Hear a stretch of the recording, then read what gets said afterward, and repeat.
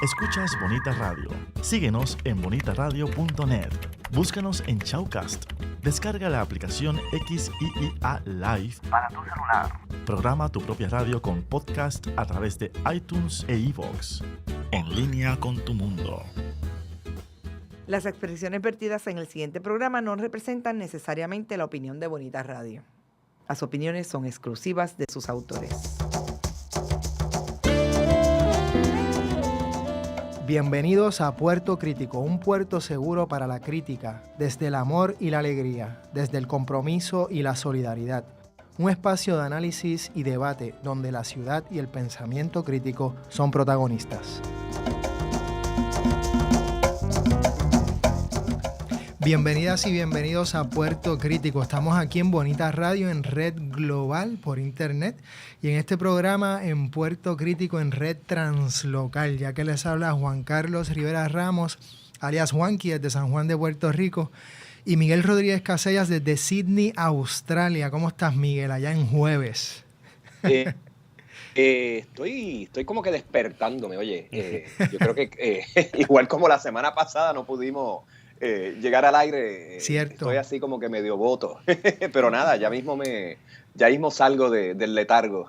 Sí, la semana pasada realmente fue brutal. Vivimos un tapón inexplicable. Me recordó mucho a la autopista del sur, ese cuento de Cortázar. Pero ni siquiera Cortázar o la vida es, ¿cómo es? La vida es una cosa maravillosa, era que decía la guaracha. Camacho. Pero ni siquiera esos tapones podían explicar lo que pasó el miércoles pasado. Cayeron 3 gotas o digamos un aguacero duro, pero que no duró tanto. Y esto fue un desastre, por eso no pudimos llegar, así que nos disculpamos por ello, pero hoy tenemos un programazo y estamos bien contentos de tener con nosotros a una persona que nos va a hablar de un tema que lo hemos titulado, digamos, este programa de esta forma: Derechos Humanos en tiempo de reacción y violencia política. Y vamos a explicar por qué lo hemos titulado de esa forma. Con nosotros tenemos al director de Puerto Rico para Todos y activista de derechos humanos, que todo el mundo conoce en los medios, Pedro Julio Serrano. No hay que introducirte mucho, no hay que hacer una presentación enorme porque ya mucha gente te conoce, Pedro. Gracias Pedro Julio, gracias por estar con nosotros. Gracias a ustedes por la oportunidad, verdad que estoy bien contento de compartir con ambos, así que es un honor. Qué bueno, qué bueno. Y Pedro Julio, pusimos derechos humanos en tiempos de reacción y violencia política porque nos parece que si bien siempre ha habido violencia política y reacción, sobre todo en contra, en este caso, que es en lo que nos vamos a dedicar, pero pudiéramos hablar de las diferentes conexiones de luchas que hay sobre los grupos que se han llamado minorías, que también en sí ya es un término problemático. Han sido, bien sabemos que ha habido siempre esa violencia en contra de la comunidad LGBT. Bien sabemos también que en estos años y sobre todo en esta coyuntura política que estamos viviendo, esto está yendo a unos niveles pues claramente violentos, de una violencia muy profunda. Y después de lo que ocurrió en Orlando, en la discoteca Pulse, pues obviamente esto ya tiene unas dimensiones aún mayor. Frente a eso, y dado ese contexto, pues hace unos días, o bueno, se acaba de terminar, me parece, ¿verdad? Ya terminó la convención del Partido Republicano en los Estados Unidos, una convención muy importante por lo problemática que es y por lo que implica en términos simbólicos y reales y concretos. Cómo esta violencia ya no es una violencia, digamos, subterránea, que se esconde en los lenguajes, sino que ya es en la cara, ¿no? En your face.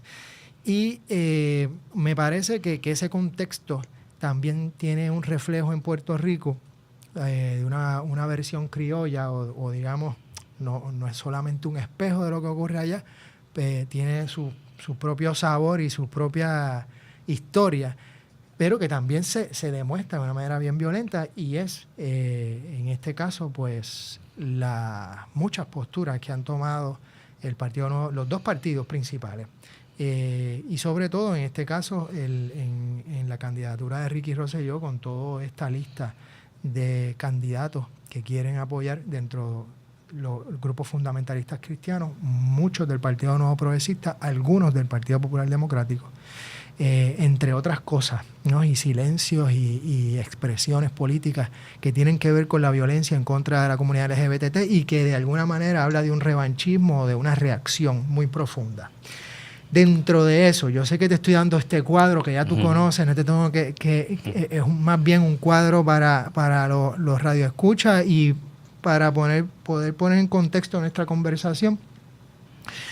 ¿Cómo luego de 4 años de lo que se podría pensar, porque eso es otra cosa, habría que ver hasta qué punto realmente ha habido un avance, eso me gustaría escuchar de ti, lo que se pudiera pensar al principio de este cuatrenio, hubo una cierta esperanza de que se estaba avanzando sobre algunos temas, ¿no? Desde educación con perspectiva de género hasta, obviamente sabemos que la ley del matrimonio gay, del matrimonio para todos y todas, fue impuesto, ¿no? Pero de alguna, como quiera, se llegó, digamos, aquí.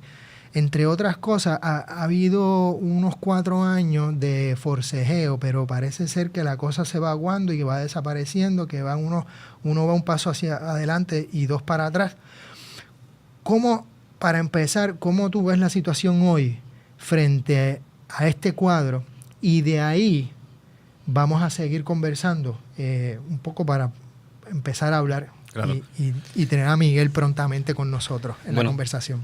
Tenemos un cuadro, yo creo que un poco no, bastante complejo. Es un cuadro que uno quisiera celebrar, pero sabemos que aquellos que hemos estudiado la historia, y sobre todo la historia de los derechos humanos y civiles, sabemos que cuando avanzamos un poco en cualquier conquista, damos un paso hacia adelante y damos 3 para atrás. Y eso siempre va a pasar. Y cuando se adelantan unos derechos, siempre hay una reacción violenta de aquellos que quieren seguir sometiendo a los grupos que han alcanzado ciertos derechos. Y esto lo estamos viendo en este momento. Y la realidad es que hemos avanzado. Eso no cabe duda que legalmente estamos mejor que hace 4 años. Eso no lo podemos negar. Tenemos una ley de protección en contra del discrimen por orientación sexual e identidad de género en el empleo, que era una ley mucho más abarcadora, que incluía el acomodo público, la vivienda, entre otras. Y ahora mismo tú puedes trabajar en un restaurante, pero te puedes negar servicio en ese restaurante. O sea, tú puedes trabajar en el restaurante, pero si tú quieres sentarte a comer, te pueden negar.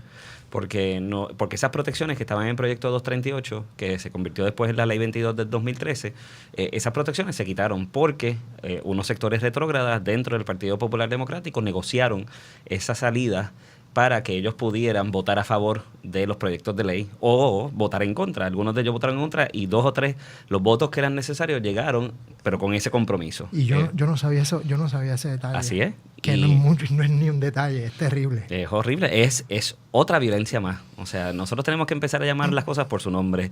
El discrimen es violencia. El que un partido decida canjear unos derechos por unos votos para ellos quedar bien con Dios y con el diablo es violencia en contra de la comunidad que dicen que quieren proteger. Y también se aprobó la ley 23 del 2013, que es para incluir la orientación sexual e identidad de género en las protecciones de la ley 54 de violencia doméstica, y se aprobaron 2 leyes para que los planes médicos incluyeran a todas las parejas y respectivamente su orientación sexual o su estatus civil o su identidad de género.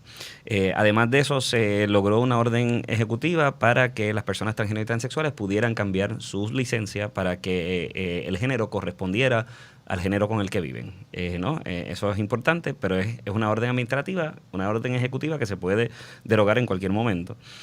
También hay una orden en la policía para el trato de las personas LGBT, específicamente también con la comunidad trans, porque tenemos todavía muchas violencias en contra de la comunidad LGBT con las interacciones que tienen con la policía. De hecho, acaba de salir publicado un video de una mujer trans que va a querellarse a unos policías sobre un ataque sexual al que sufrió. Los policías no le creen la historia. la ponen en tela de juicio. Y no tan solo eso, no queda ahí. Está la violencia de que entre ellos hablan y se preguntan si es hombre o si es mujer, aun cuando sus documentos decía la F de femenino. Y ella tiene que vivir esa revictimización que es espantoso. Así que, aparte de eso, también tenemos una orden ejecutiva que se firmó para que todas las parejas, y respectivamente su orientación sexual o su identidad de género o su estatus civil, pudieran adoptar en Puerto Rico, y ya se empezaron a tramitar las primeras adopciones aquí en Puerto Rico. Y obviamente tenemos el logro del matrimonio igualitario, que fue impuesto y que no fue hecho por nosotros. No tuvimos la valentía de reformar el Código Civil, aun cuando lleva más de una década esa revisión trabajándose en la legislatura. Eso es para darte, ¿verdad?, los avances que hemos tenido en este cuatrienio. Aparte de eso, pues se restauró la perspectiva de género en las escuelas. Se restauró, y lo pongo entre comillas, porque se da la orden de restaurarlo, pero todavía es el momento en que eso no se ha logrado en las escuelas todavía. Y entonces, pues eso te deja ver, ¿no? Y de hecho, una de las cosas que se dijo cuando se aprobaron esas 4 leyes que te mencioné, en la Cámara, Jaime Perelló dijo claramente que ya se hizo lo que se iba a hacer con la comunidad LGBT en términos de ¿verdad? De leyes que se iban a aprobar. Para decirte más, en otro acto de violencia, el Código Penal que se aprobó aún mantiene la sodomía como delito, aun cuando eso fue derogado por el Tribunal Supremo de Estados Unidos. Mantiene el aborto como delito, aun cuando eso está derogado también por una decisión del Tribunal Supremo de Estados Unidos. Y no incluye entre los discrímenes prohibidos la orientación sexual e identidad de género en un acto de violencia en contra de las comunidades LGBT, que les damos el proyecto 238, o sea, la ley 22 se lo damos, pero no vamos a incluir en el Código Penal como una violación, ¿verdad?, criminal, el hecho de que se discrimine por orientación sexual e identidad de género. Así que, y obviamente, como les mencioné, el Código Civil no se ha terminado de revisar. Así que tenemos un Partido Popular que es temeroso, que no defiende las conquistas que ellos supuestamente impulsan, y la equidad a medias no es equidad. Tú no puedes decir que tú estás a favor de la equidad, pero al mismo tiempo estás teniendo unas violencias institucionales en contra de esa comunidad que tú dices que quieres proteger. O tú o nos proteges o no nos proteges, pero protegernos a medias, eso no vale, porque nos estás sometiendo, ¿verdad?, a un abuso y un atropello que no va consono con ese discurso que tú quieres presentar. Pero y esto es algo que lo voy a repetir una y otra vez. Es por esto que no podemos seguir votando por los mismos. Esta es la realidad que estamos viviendo, que estos dos partidos principales lo que hacen es querer estar con Dios y con el diablo. Algunos quieren estar más con el diablo que con Dios, ¿verdad? Porque el PNP ciertamente quiere estar más con el diablo que con Dios. Pero el Partido Popular está en las mismas. Brenda López de Arrará fue la que más votos sacó en la primaria de la Cámara de Representantes, y es la más anti-LGBT que hay en la Cámara de Representantes. Así que por ahí va la cosa. Miguel. Mira, yo quiero empezar con un disclaimer elegante, porque me parece que es importante. Pero Julio, uno te lleva siguiendo desde que empezaste, ¿no? Desde que era aspirante a una posición en la legislatura, como dentro del Partido Nuevo Progresista, cuando se te niega o se te hace el camino imposible en esa línea. Después vimos tu evolución ideológica en términos políticos. Hemos visto cómo ha evolucionado la manera como los medios te cubren, se interesan en ti, desde pues las burlas iniciales a la aceptación, a que se te reconozca ya como una figura con un valor político dentro de unas luchas que trascienden incluso la cuestión estrictamente LGBT. O sea, ya tú entraste a derechos humanos y ya ha habido una evolución incluso en tu lenguaje. Y somos defensores de esa trayectoria tuya, porque mira, cuando uno todavía estaba a nivel personal negociando cómo uno iba a bregar el asunto de la sexualidad, y soy parte del colectivo, lo digo públicamente, ahora, no necesariamente hace 20 años estaba en el espacio de hacer eso. Mientras uno estaba todavía bregando con eso, tú estabas ahí en la calle, bregando con tus propias luchas, con tus propias circunstancias personales, entrando en unas discusiones políticas para las cuales no necesariamente había un lenguaje de cómo era que se hablaba de esto, o cómo era que se enfrentaba al público. Y eso pues hay que reconocértelo 1000 veces.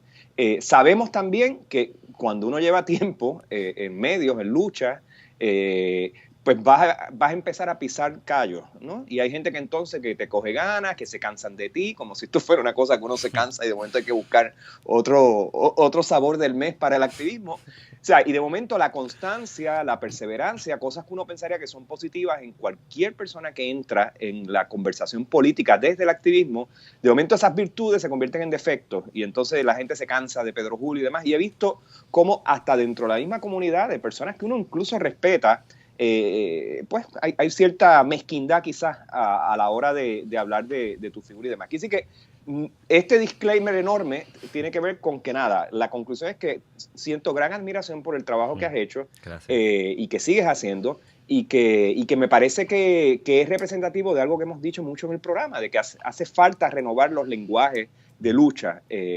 Mi pregunta, si fuera alguna, para arrancar es ¿cómo tú podrías, digamos, resumirnos la forma como te has visto obligado a cambiar tus propios lenguajes, códigos de comunicación, según los medios se van desarrollando, según la lucha va adquiriendo nuevas formas y los enemigos nuevos rostros? O sea, ¿cómo tú has visto esa evolución en tu lenguaje discursivo?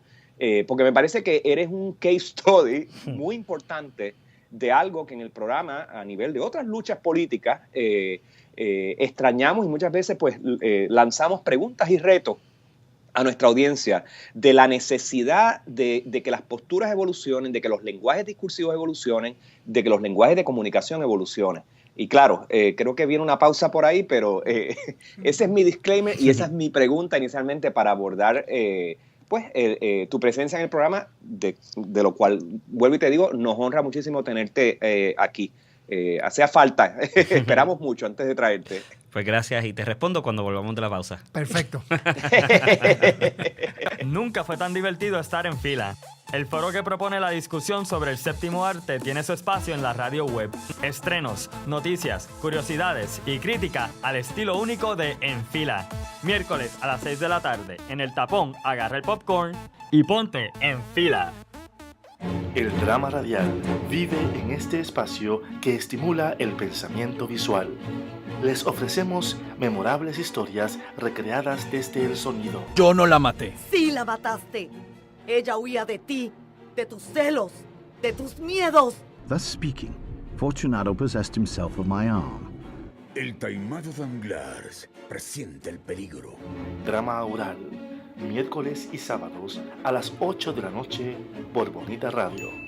Are we recording? I think we're recording this. Hello, this is Dr. Richtofen. Y Emo White. Y JRC con nuestro técnico Romaneno. ¡Woo! Y puedes escuchar La Pizzería todos los viernes de 6 a 7 con nuestros personajes como... ¡Y Mario! My name is Jeff. En What the Fun tenemos secciones de juegos, películas, series, cómics y secciones de vacilón. Todos los viernes de 6 a 7. Esto es solo el comienzo. Ecos e Iconos es un espacio de amenas entrevistas. Hacemos un retrato radiofónico a los exponentes del teatro, la danza, el cine, la radio, la televisión, el performance e internet. Conversamos y a la vez documentamos de dónde surge una idea, su desarrollo, trascendencia y relevancia. Escuche a los Ecos e Iconos de la Cultura todos los sábados a las 2 de la tarde por bonitaradio.net. Y regresamos a Puerto Crítico, hablando de derechos humanos, reacción y violencia política, con Pedro Julio Serrano, quien es activista de derechos humanos y todos lo conocemos, y Miguel dio un comentario y una pregunta a la misma vez muy importante sobre básicamente tu trayectoria y nos encantaría escucharte. Claro. Mira, yo creo que esa pregunta, Miguel, yo creo que es algo que a mí mismo me ha tomado mucho tiempo entenderme a mí mismo. Y con esto lo que quiero decir es que mi trayectoria precisamente viene desde lo que pasa en muchos hogares puertorriqueños. Mi papá es independentista, mi mamá es estadista. Ambos militantes en cada uno de sus partidos, ¿no? Mi mamá me llevaba a las caravanas políticas, me metió en la cuestión electoral, yo fui funcionario electoral del PNP, todo lo demás. A mí me querían como presidente de la juventud del PNP, todas esas cosas, ¿no? Y pues por ahí va la cosa. Entonces yo mi primera actividad pública, mi primer evento público que yo organicé a los 13 años de edad, 13 fucking años de edad, y eso lo quiero poner y subrayarlo, es porque yo venía de un contexto católico, en un colegio católico, el Colegio de la Piedad.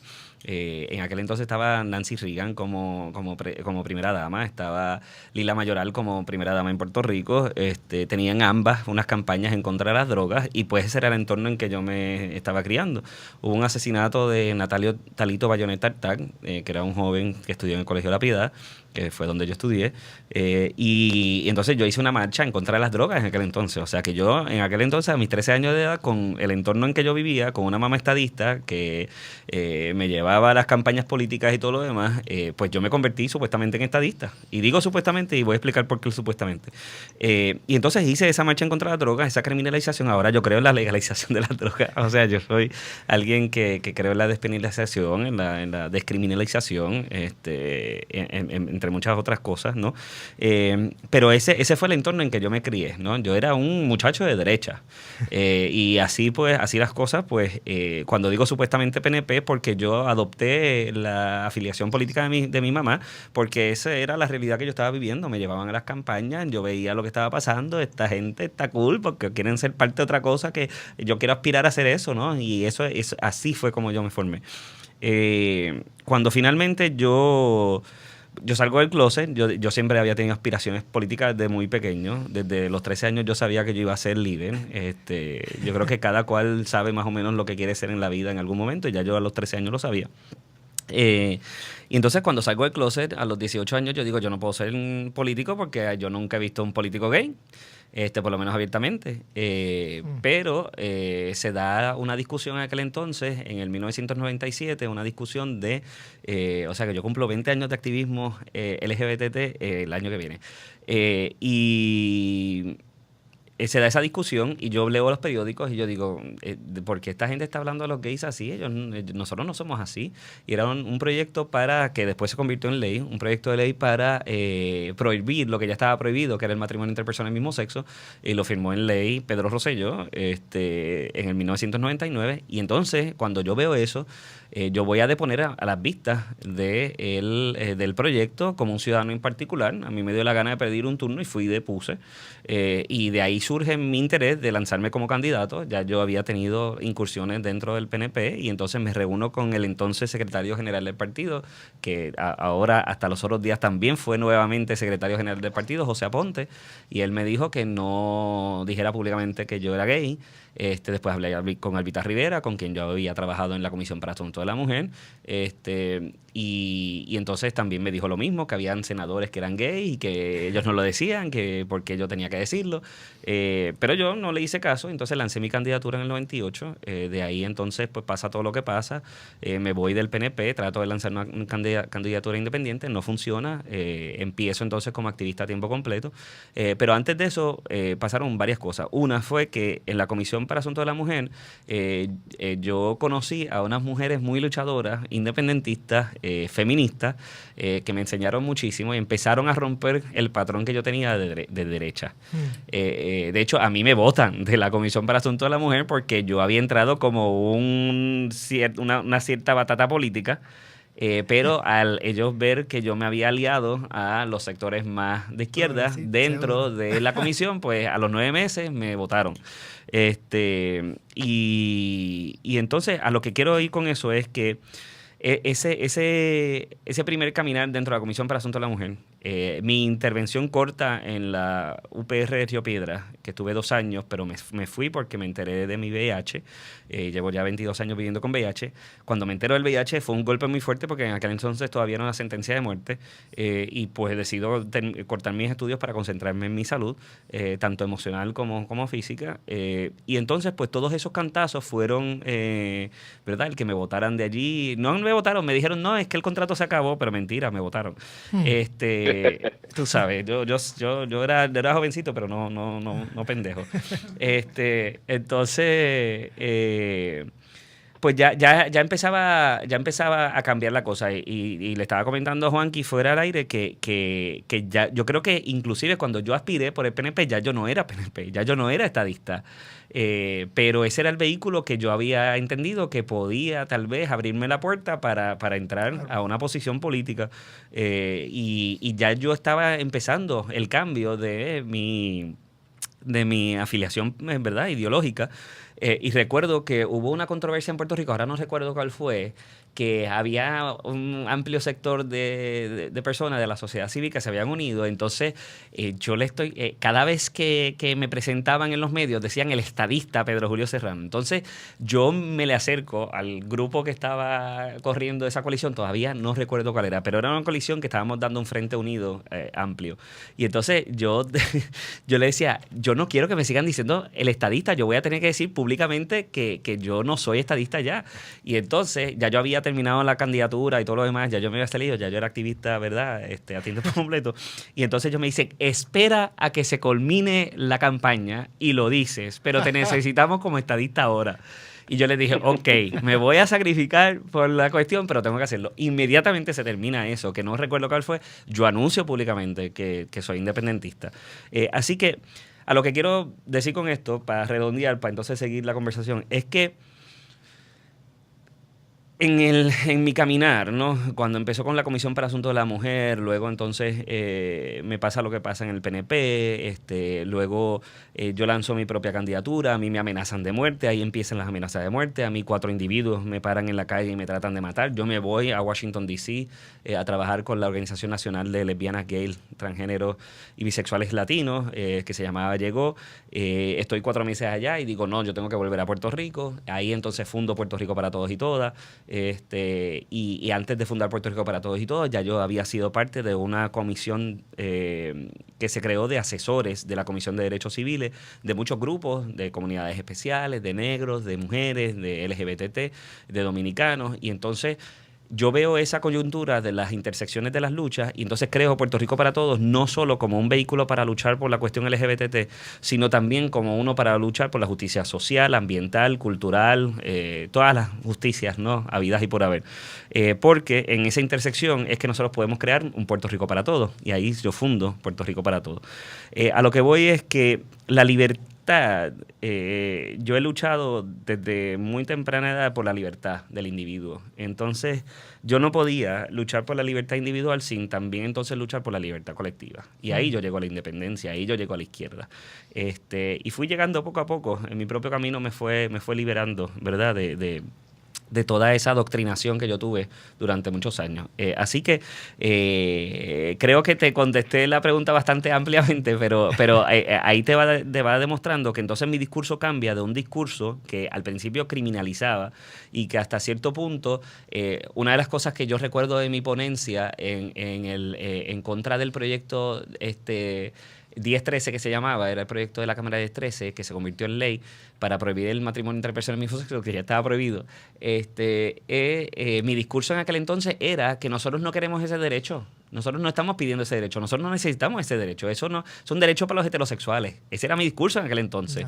Y entonces mi discurso cambia, obviamente, con el tiempo, cuando yo pues voy me dando cuenta de que nosotros, ¿cómo que no? Nosotros queremos ese derecho, queremos todos los derechos. Aunque no lo practiquemos, lo queremos. Y entonces mi discurso va cambiando. Mi discurso también en términos de la libertad del ser humano va cambiando.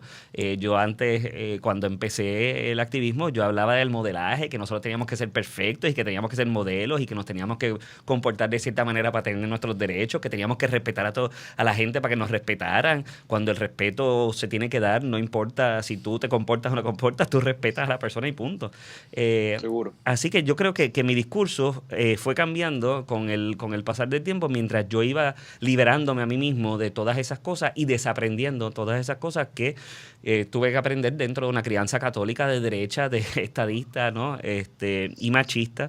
Y pues uno fue desaprendiendo, y yo creo que hasta el día de hoy todavía yo estoy desaprendiendo. Un amigo mío, y con esto cierro, uno de mis mejores amigos, un día le dijo a mi papá que yo estaba enseñando mucho a la gente, y él me dijo, no, papi, le dice, no, él no nos está enseñando mucho. Él está enseñándonos a desaprender. O sea, él está buscando la manera de que nosotros desaprendamos todo lo malo que tenemos. Y esa es la lucha de Pedro Julio. Y yo creo que yo mismo he estado desaprendiendo un montón de cosas que, pues, lamentablemente por la crianza y por la sociedad, pues, yo tuve que aprender. Pedro Julio, discúlpame. En ese mismo proceso yo le llamaría de radicalización, pero en el buen sentido, es decir, de ir a la raíz de los asuntos. Y por esa misma razón una politización más profunda.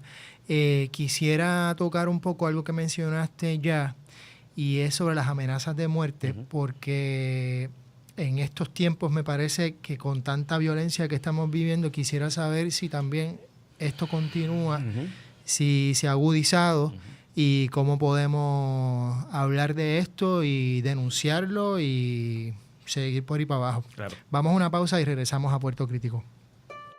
De Letras es un espacio protagonizado por la palabra escrita. Aquí disfrutarás de entrevistas a personas para quienes la palabra es el oficio. Gente que escribe desde sus pasiones, obsesiones, ideas, sueños, realidades y amores. De Letras, todos los jueves a las 6 de la tarde por Bonita Radio, en línea con tu mundo.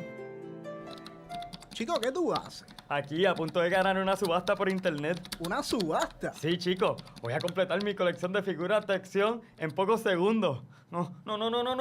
Chico, ¿qué pasó? Otra vez se cayó el internet. ¡Qué chavienda! Ay, Dios mío. Buzzer, la nueva técnica que ofrece estabilidad al Internet con planes residenciales desde $19.95 y comerciales desde $59.95. Llámanos hoy al 200-3535. Buzzer Wireless Network. Dale estabilidad a tu Internet.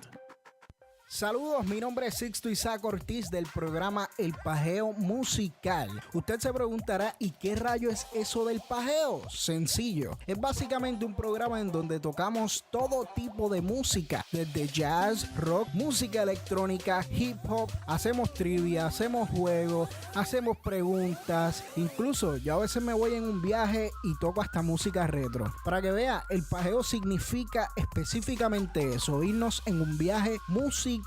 Así que si te parece bien la idea, puedes escuchar el programa todos los martes y jueves de 10 a 12 de la tarde, como también puedes escucharlo los martes de 7 a 9 de la noche. Así que si te gusta, no tienes excusa, puedes escucharnos a través de bonitaradio.net y la aplicación de TuneIn Radio desde tu celular. Y regresamos con Pedro Julio Serrano aquí a Puerto Crítico.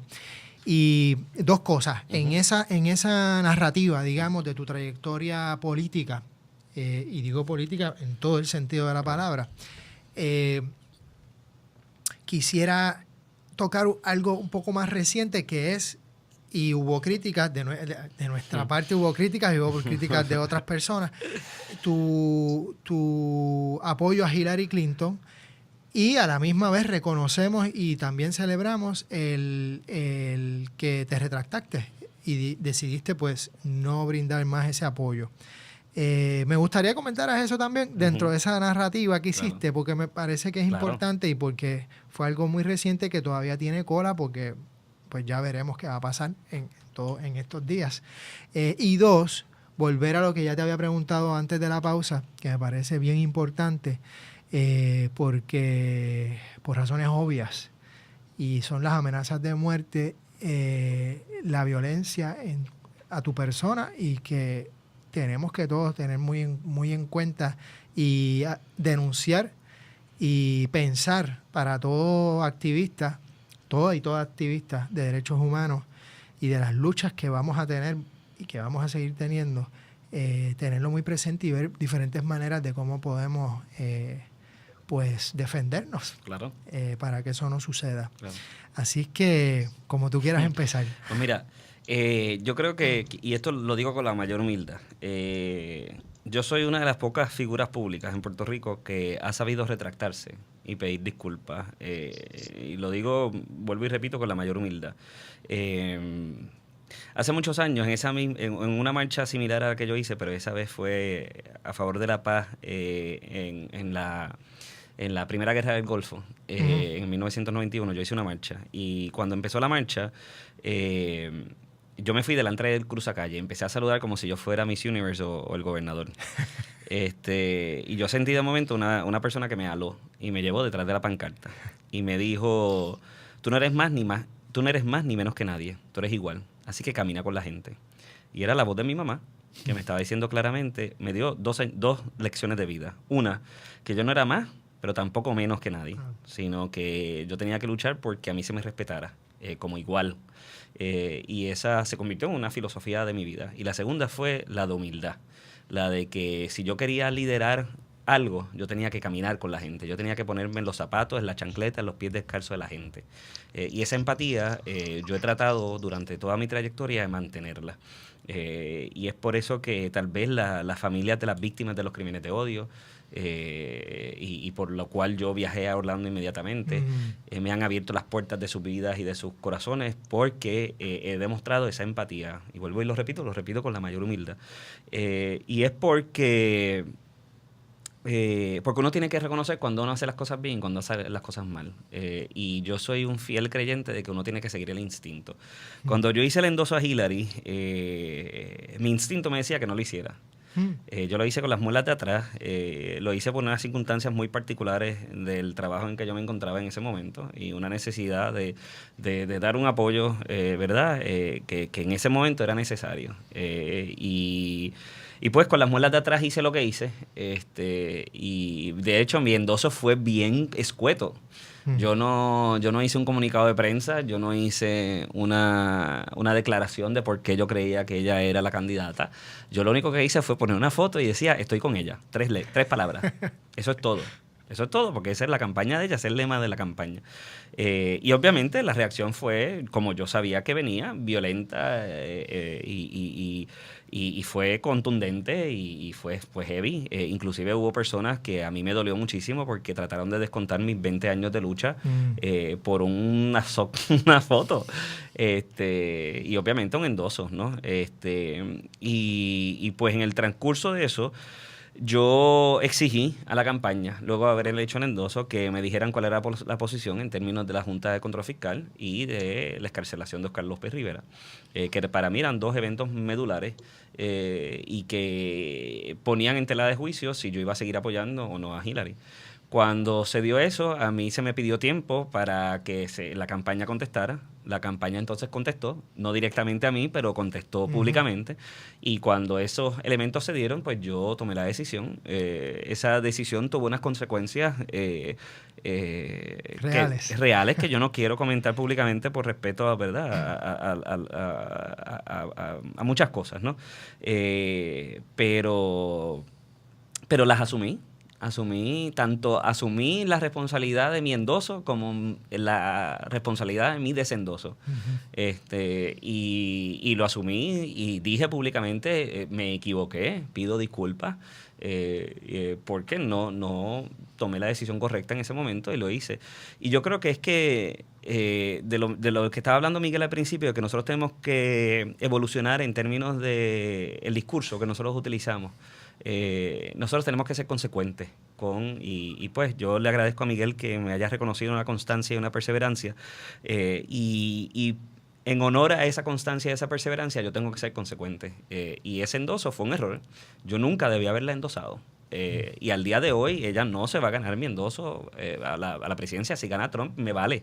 Me importa si gana o no gana. Eso me tiene sin cuidado. De hecho, por ser independentista, yo nunca había endosado a nadie en una candidatura presidencial de los Estados Unidos porque no me importa, porque no es mi país.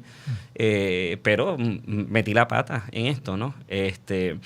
Y yo creo que tenemos que evolucionar en ese discurso, que nosotros no podemos seguir permitiendo, y vuelvo a lo que dije inicialmente, nosotros no podemos seguir votando por los mismos. Nosotros no podemos seguir votando ni en Estados Unidos, cuando yo era ciudadano que vivía y que podía votar allá, cuando viví en Nueva York por 10 años, ni aquí en Puerto Rico por los mismos que nos han llevado a la crisis, que nos han llevado al lugar donde estamos. Si nosotros seguimos votando por los mismos, pues vamos a seguir teniendo lo mismo. Y por eso es que yo quiero y busco y lucho por empoderar a la gente a que se active en la cuestión política electoral, no partidista, porque yo soy un creyente de las candidaturas independientes, ¿no? De que nosotros tenemos que romper con eso y el discurso tiene que evolucionar. Y entonces nosotros no podemos seguir conformándonos con trabajar con el menos malo porque por lo menos podemos adelantar un poco, en vez de meter todos los powers a elegir a gente que esté 100% con uno.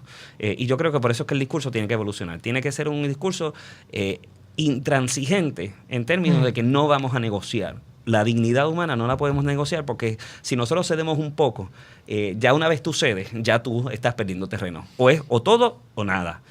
Hasta que no podemos conseguir todo, seguimos luchando. Y yo creo que en ese aspecto. La segunda parte de la pregunta, que es la de las amenazas, lamentablemente ahora mismo yo tengo unas ofertas, ¿verdad?, de las autoridades de ponerme una escolta por las amenazas que continúan y unas amenazas que son reales, que son creíbles, que ellos han investigado, que saben quiénes son algunas de las personas. Y que el otro día, yo se lo comenté a Miguel, el otro día, yo nunca lo he dicho públicamente, lo voy a decir ahora por primera vez, el otro día yo en el Expreso tuve un incidente donde un individuo se me paró al lado en su carro y me bajó la ventana de su automóvil y me enseñó un revólver, me lo apuntó a la cara. Y el individuo, pues yo bajé la velocidad para tratar de coger la tablilla de él, pero él bajó la velocidad aún más y se hizo un viraje a la derecha abrupto y se fue por una de las salidas. Pero esto es una amenaza real, es algo que todavía está ahí. El hecho de que yo me vine a Puerto Rico a vivir, pues representa, ¿verdad?, que yo me pongo en la línea de fuego. Pero a mí, en el 2000 a mí me trataron de matar 4 individuos y eso nunca se investigó. A mí me han cortado los cables de los frenos de mi carro. A mi familia la han seguido individuos. Y pues es una amenaza real. Pero a mí no me amilana. Una persona que ha vencido el VIH por 22 años, una persona que ha vencido el cáncer en una ocasión, una persona que ha tenido 2 ataques al corazón y todavía está aquí, pues ¿tú te crees que yo le voy a tener miedo a amenazas? Mira, mano, eso... y tampoco me quiero hacer el más héroe, ni el Martin, ni nada por el estilo. O sea, yo soy un tipo bien low-key, bien tranquilo. Pero yo no voy a vivir en miedo. O sea, hay gente LGBT allá afuera, mujeres, dominicanos, personas que han hecho de Puerto Rico su hogar, otra gente que está en posiciones mucho más vulnerables y con mucha más violencia encima. Y yo tengo el privilegio de ser una figura pública que mi exposición pública me protege. Yo no creo que nadie sea tan pendejo de tratar de matarme a mí porque sabe que lo van a coger, porque va a haber una cacería que lo van a coger, al que intente hacerme algo lo van a coger. Así que, y además que yo no creo que ellos quieran hacer un mártir, porque ellos saben que en el momento que me maten, eso va a ser un llamado a la acción de parte de la comunidad LGBT y aquellos que apoyan a la lucha LGBT para que esto no vuelva a ocurrir, que no vuelva a ocurrir un crimen de odio en contra de una persona que lucha por la libertad de los seres humanos. Así que, por ese lado, pues no tengo miedo, pero sí es algo que a mí me preocupa por mi familia, por mí, ¿no? Porque mi familia tiene que leer todas esas amenazas. Mi familia tiene que vivir con el pensamiento de si nuestro hijo va a llegar a la casa ese día. Tú sabes, está del carajo. Y yo tengo un protocolo ya con mi familia que yo les informo. Yo ahora mismo estoy en proceso de comprar un apartamento y estoy viviendo con mis papás porque me acabo de mudar nuevamente a Puerto Rico. Y tenemos un protocolo donde yo les tengo que informar y me pongo un poco emocional porque es que el costo que es para mi familia pues es algo que no es justo para ellos. Entonces, seguro. Pues ahí va la cosa. Pedro, y te pregunto, ¿hay sospechas de qué sectores, o sea, el cóctel es enorme, ¿verdad? Pero ¿de dónde vienen estas amenazas? O sea, ¿estos son amenazas de sectores político-partidistas? ¿Estos son sectores religiosos que ahora se dedican a andar con armas por ahí amenazando a la gente? O sea, ya no es solo desde el púlpito. O sea, ¿de dónde viene esto? O sea, porque es que no... O sea, ¿cuáles son las sospechas en términos de...? Y me parece que es importante hablar de esto, porque, o sea, es como que uno tendría que hacer también un ajuste en la mente de qué tipo de país es el que estamos viviendo en Puerto Rico cuando cuando desde la religión o desde lo político este tipo de violencia directa, ya no simbólica, es cotidiana. O sea, ¿de dónde tú crees que viene esto? Pues mira, mis sospechas en el 2000 y mis sospechas ahora es que es una combinación tanto de los sectores políticos como los fundamentalistas. Yo creo que hay una concertación entre ambos para tratar de callarme, porque soy una amenaza para ambos. Y lamentablemente en Puerto Rico, y esto lo digo con el corazón roto, lamentablemente en Puerto Rico hay muy pocas personas que están dispuestas a pisar los callos que yo he pisado, ¿no? Y vuelvo y lo digo con humildad también, ¿no? Yo critico a todos por igual. El que no esté haciendo lo que tiene que hacer, pues va a coger el cantazo y no me importa. Y sabes que hace unas semanas cogí mucha candela por lo que hice con Jennifer González y no me arrepiento. Y es porque ya basta de estar con paños tibios y el aire bendito en Puerto Rico, ¿me entiendes? Así que yo creo que para mí es una concertación de los grupos religiosos con los políticos, que obviamente estamos en la fecha electoral y que ninguno de los dos sectores le conviene que un Pedro Julio esté allá afuera haciendo lo que está haciendo. Y yo quisiera añadir quisiera añadir que estamos en el punto y escuchándote, y la verdad es que uno se mira y dice en dónde yo he estado en todo este proceso.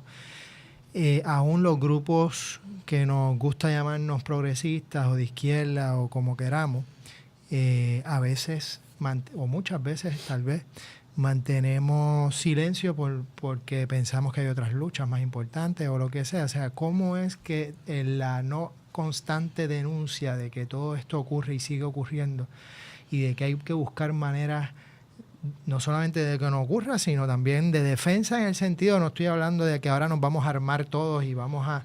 pero bueno, de redes de apoyo, denuncias, informes, etcétera, presión a las autoridades, tiene que ocurrir. Y es bien importante que estemos hablando de eso, aunque sea lo difícil que es. A la misma vez mencionaste en este proceso el momento electoral y también yo creo que de alguna forma cuando todos estos políticos se siguen aliando con fundamentalistas, pero no solamente fundamentalistas, sino que también mantienen silencio, aun cuando dicen que apoyan unas libertades y demás, pues de alguna manera le están dando luz verde a este tipo de violencia, que ya estamos hablando de una violencia total contra la vida. Claro. Me gustaría que hablemos tal vez en este último segmento precisamente de en este caso, por ejemplo, la figura de David Bernier, entre otros, que se están tirando a candidatos y que de alguna manera también, o de muchas maneras, han mostrado, tú los mencionaste ahorita, ¿no? Un estar en el medio, bastante, una ambigüedad, un silencio y una oda a una supuesta tolerancia que lo que hace es, al final, pues justificar el status quo. Claro. Y el status quo es violencia. Así. Y muy violento. Así. Pero creo que tenemos que ir a una pausa y volvemos y te contesto. Dale. Muchas gracias por... Estoy moderando. Estás moderando el programa. Seguimos. Llegó tu programa deportivo. Espérate, para. Ya llevamos más de un año con esta promo. Sisto, vamos a cambiar esto. Aquí en El Añadido, si quieres ganar dinero, apuesta con nosotros. Apuesta con nuestras predicciones. Sí. Si tengo que escoger un equipo, ¿verdad?, que le va a terminar la racha a los Warriors, mira, me voy con los Bucks de Milwaukee. Apúntalo, el 12 de diciembre. 108-95, the final. Milwaukee has beaten Golden State. Porque donde ponemos el ojo, ponemos la bala. Sin duda alguna, yo pienso que Canelo Álvarez por decisión unánime en una decisión cerrada. All three scores for the winner by unanimous decision. Canelo Álvarez. Ya ves, esto, entrevista y mucho más, te lo traemos aquí en El Añadido, todos los lunes de 8 a 9 de la noche por Bonita Radio, en línea con tu mundo. Hacemos análisis en serio. Entonces yo creo que en ese sentido los compañeros vieron la puerta abierta a decir, pero espérate, este es el que habla de tanta moralidad. Claro. Y dentro de ese mismo contexto está haciendo todo lo contrario. Yo siempre he dicho que ojalá Tomás Rivera Chats nunca tenga poder, porque puede ser que, él reúne todas las características de un dictador. De un dictador. Pero la ves en broma. Tú sabes que Cucuza salió en el closet, ¿verdad? Para mí siempre estuvo fuera, pero es que pero ella vivía como en una vitrinita. Pero ¿por qué tú dices eso? Cucuza estaba como el que le pega el cuerno en el barrio, que es el último que se entera. Aquí nadie se salva. Hoy el punto eres tú. Sábados a las 10 de la mañana por Bonita Radio. Chico, ¿qué tú haces? Aquí, a punto de ganar una subasta por internet. ¿Una subasta? Sí, chico. Voy a completar mi colección de figuras de acción en pocos segundos. No. Chico, ¿qué pasó? ¿Qué pasó? Otra vez se cayó el internet. ¡Qué chavienda! Ay, Dios mío. Buzzer, la nueva técnica que ofrece estabilidad al internet con planes residenciales desde $19.95 y comerciales desde $59.95. Llámanos hoy al 200-3535. Buzzer Wireless Network. Dale estabilidad a tu internet. Y regresamos a Puerto Crítico con Pedro Julio Serrano, hablando de derechos humanos en tiempos de violencia y reacción política. Y estábamos hablando de la figura de David Bernier y también hablábamos de Jennifer González, estábamos hablando también de este momento de elecciones. Y me gustaría así que nos hablaras un poco de tu impresión acerca de las diferentes posturas que se están tomando o dejando de tomar. Pues mira, Ricardo Rosselló del Saque ya declaró que es enemigo de la comunidad LGBT, eso no es opción. Lúgaro, Bernabe, María de Lourdes, Santiago y Sidre, todos apoyan los derechos LGBT, así que hay opciones. Para el que diga que hay que escoger entre Bernier y Rosselló, están equivocados. Hay opciones. Uno puede escoger, ¿no? Y uno puede tener lo que tenga con los otros candidatos, pero por lo menos en la cuestión LGBT uno puede mirar hacia allá. Ya a estos dos, pues uno los descarta. A Bernier y a Ricardo Rosselló no los descarta porque uno porque es enemigo y el otro porque ha sido un atrevido, es la palabra que yo puedo utilizar en este momento y que puede ir al aire. Que tiene como estrategia política el no decir nada sobre la comunidad LGBT. Él no dijo nada de la comunidad LGBT siendo secretario de Estado. Él no ha dicho nada de la comunidad LGBT siendo ciudadano privado. En ese interín entre la Secretaría de Estado y ser candidato. No ha dicho nada de la comunidad LGBT siendo presidente del Partido Popular Democrático. No ha dicho nada como candidato a la gobernación. Aún después de Orlando. Aún después de Orlando. Y de hecho, de Orlando, el silencio de parte de él en términos... Él hizo 2 oraciones. En su comunicado fueron 2 oraciones. Y en esas 2 oraciones lo que dijo, lamento y la solidaridad con los familiares, bla, bla, bla, y no dijo nada del odio, no dijo nada de la homofobia, no dijo nada de que eran puertorriqueños, no hubo solidaridad de ningún tipo con la comunidad LGBT. Aún cuando se perdieron 23 boricuas LGBT, y yo creo que eso es violencia también, y entonces hay que dejarlo claro. Y entonces, para rematar, el tipo se ha puesto en un ataque personalista en mi contra, aun cuando yo a él nunca lo he atacado de manera personal, y ha decidido que yo soy el foco de su estrategia muy, muy electorera para decir que yo le hago frente a Pedro Julio, yo soy el macho que estoy poniendo a Pedro Julio en su sitio, al patito que me quiere a mí decir cómo y cuándo yo voy a decir las cosas, y entonces vamos a controlarlo. Y de hecho yo creo que Miguel ha hecho los comentarios públicos y también me los ha dicho privadamente de que entiende que él ha asumido la posición del bully en este caso, y el target soy yo, porque es más fácil demonizarme a mí como individuo que pintarse como el homofóbico que realmente es y no asumir la postura a favor de la comunidad LGBT, porque ciertamente él no cree en la igualdad de la comunidad LGBT. Él, como ha dicho en sus expresiones públicas, las únicas que ha hecho, es que él está a favor de los derechos ya adquiridos. O sea, él entiende que ya nosotros conseguimos los derechos que necesitamos y que nos merecemos. Esa es la posición de David Bernier. Y eso me parece que es aún peor que Ricardo Rosselló, que abiertamente dice que va a estar en contra de nosotros porque él se está pintando como amigo nuestro. Entonces nosotros no sabemos cómo combatir eso, porque hay gente que se va a aguantar las manos para no atacarlo porque es un amigo, pero realmente no es amigo, cuando Ricardo Rosselló sabemos con lo que vamos a combatir. Exacto. Ese es el peligro de David Bernier. Miguel, ¿algún comentario para ir cerrando? Sí, es un poco el paralelo con lo que ocurre con el Black Lives Matter en Estados Unidos. O sea, esta crítica de que si subes el tono de la conversación para visibilizarla, se te acusa de estridente y que entonces el activismo se tiene que dar desde una especie de generosidad y de cariño y de que hay que impostarle frente al público una especie de imagen perfecta, o sea, del muchacho bueno, pero cuando asume posturas, digamos, más rebeldes, precisamente para manifestar la violencia, porque, oye, nos están matando, esto no es simbólico ya, entonces se te ataca. Y me parece que en la línea esta de Bernier, del discurso amable y de enfatizar incluso los valores de familia de una manera heteronormativa, al punto de que me parece que es una forma de violencia dentro de su mensaje.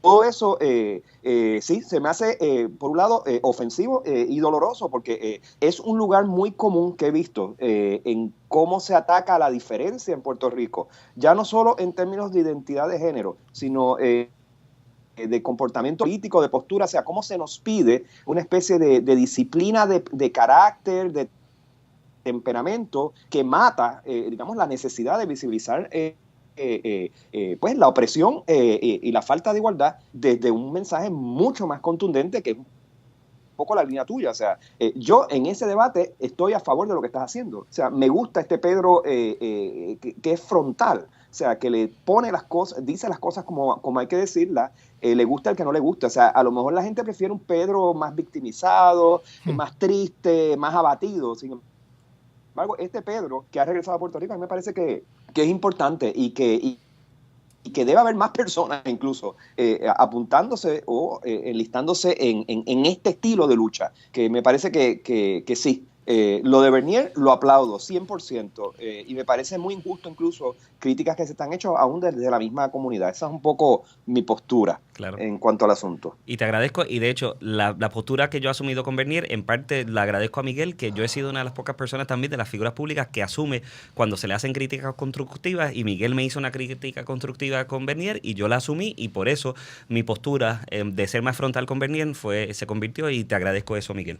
Celebramos la crítica aquí en Puerto Crítico. Gracias, Miguel, un abrazote. Gracias, Pedro Julio, por estar con nosotros. Sixto Ortiz, gracias como siempre por hacer este programa posible.